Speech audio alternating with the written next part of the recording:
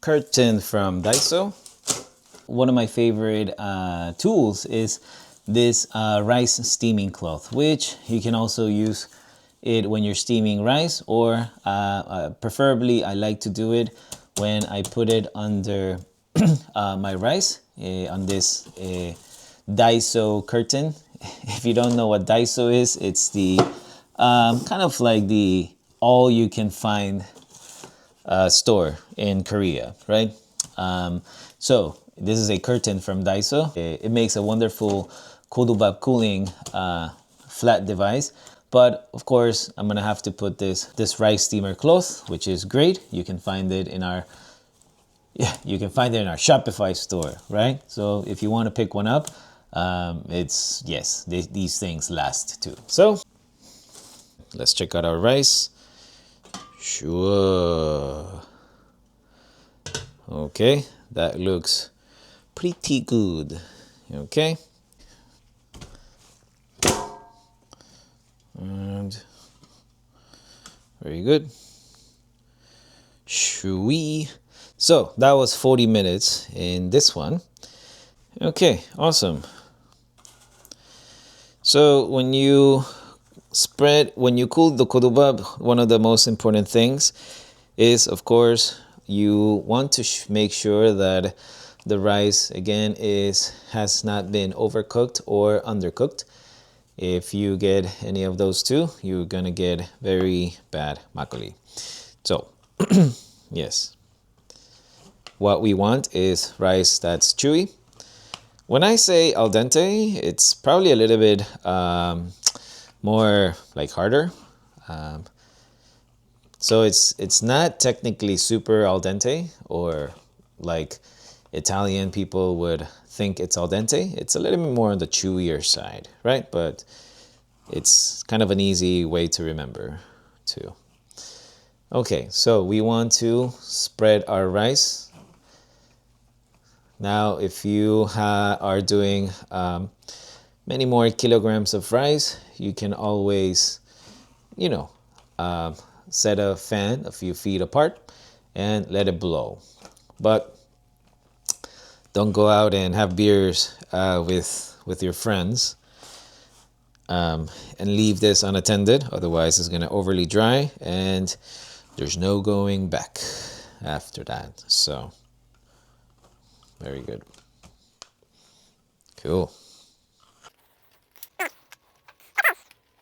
2 kilograms is not a big batch. Now, the other thing is, I do recommend people, what happens all the time is people don't feel very confident when making makgeolli, so they don't want to use a lot of rice. But keep in mind, if you don't use enough rice, or at least you're not filling halfway of your steamer, of your tray with rice, then you can tend to overcook the rice too. So, yes, 2 kilograms is good enough to test again or experiment with different batches. So we're gonna let this cool for, about room temperature. Yep. Sometimes with tanyang juice, I don't mind if they're a little bit warm, tiny warm, but we're gonna cool this to room temperature, and then we're gonna come back and put it in our vessel. So, rice. So, I just finished making steaming kodobab. So, while our kodobab, cools down on its own, then we're gonna talk about a lot more things. Okay, so we're just gonna dive into slightly more deeper brewing concepts. And I would say this next few chunks of videos are for people who are a little bit perhaps more interested in different types of makgeolli too, and to get a little bit slightly more insights. Now, now there's one thing though, when people start getting into the makgeolli making world, one thing is they all think there's only one way of making makgeolli, but that's actually very far from the truth. Making makgeolli, like I mentioned again in the previous video, you can make different types of porridge, different types of rice cakes, and actually it's going to change the whole dynamic into how your makgeolli can taste. It can make it sweeter, it can make it thicker, it can you know, you get really unique cheongjus or clear rice wines with that too. So it's a whole different world of exploring, right? Rice wine has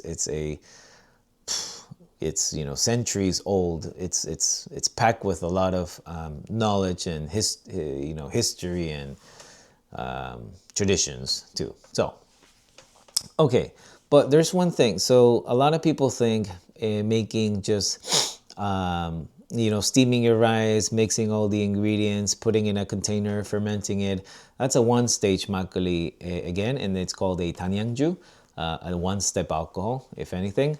But we also have different fermentation stages. So we have something called a two-stage, a three-stage, 4 or 5. If you want to show off, you can actually push that number even higher.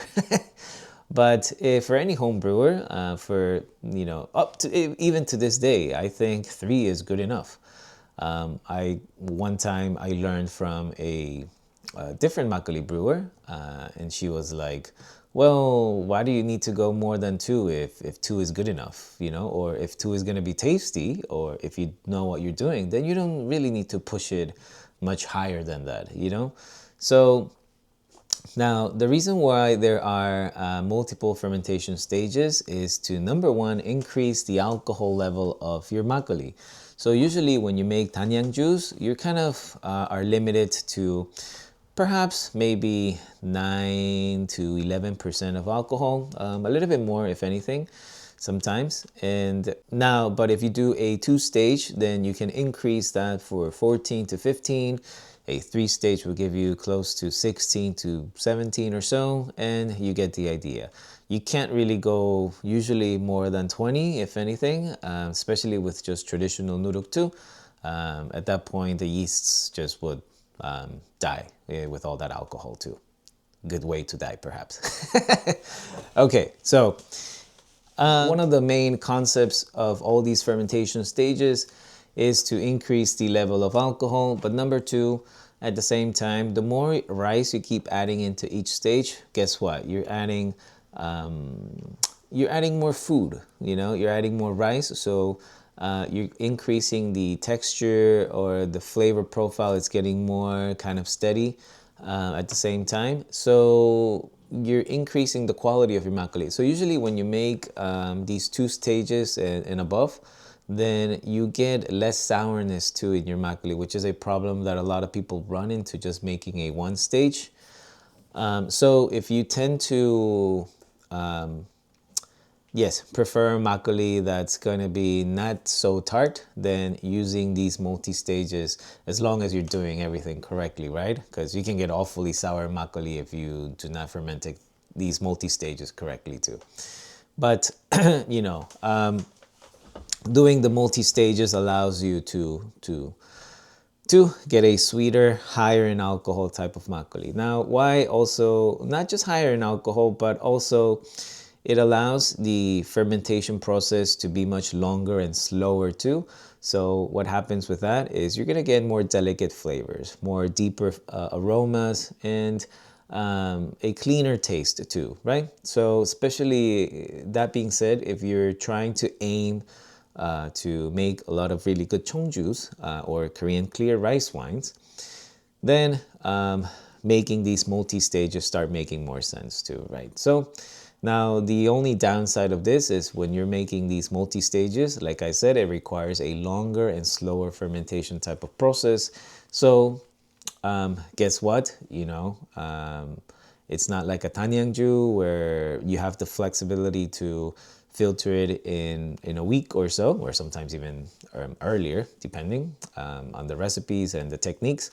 But you know, that's why spring and fall season in Korea, it's families who know how to make makgeolli, they'll be making mostly these multi-stages too. So that is, if you didn't know this about makgeolli, well, hopefully now you know. And if you knew about this, then perhaps it's just again to recap the importance and the existence of these multi-stages. So, very good. Rice is still warm. So we're gonna give it a flip and then continue with the next video.